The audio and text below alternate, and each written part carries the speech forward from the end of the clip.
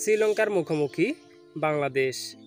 ICC পুরুষ টি-20 cricket বিশ্বকাপ 2024 15তম ম্যাচে মাঠে নামবে বাংলাদেশ, প্রতিপক্ষ শ্রীলঙ্কা। এবারে টি-20 বিশ্বকাপে এটি বাংলাদেশের প্রথম match.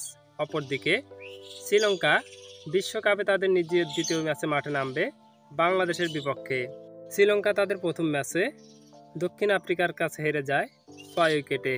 Grand Prairie international cricket স্টেডিয়ামে বাংলাদেশ বনাম শ্রীলঙ্কার মধ্যে অনুষ্ঠিত হবে এই ম্যাচটি।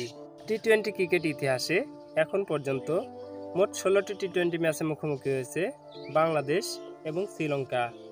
এই 16টি টি-20 ম্যাচের মধ্যে বাংলাদেশের জয় 5টি ম্যাচে, অপরদিকে বাকি 11টি ম্যাচে জয় পেয়েছে শ্রীলঙ্কা।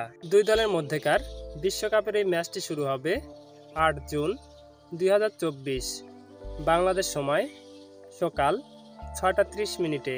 কি হবে এই ম্যাচের ফলাফল?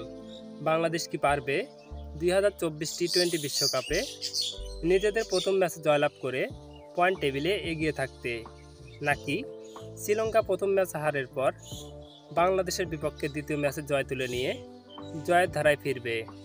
আপনাদের মূল্যবান মতামত কমেন্ট বক্সে কমেন্ট করে জানান। টি-20 ক্রিকেট বিশ্বকাপ 2024 সকল প্রকার আপডেট জানতে আমাদের এই চ্যানেলটি সাবস্ক্রাইব করে পাশে থাকা বেল বাটনটি অন করে দিন। ধন্যবাদ।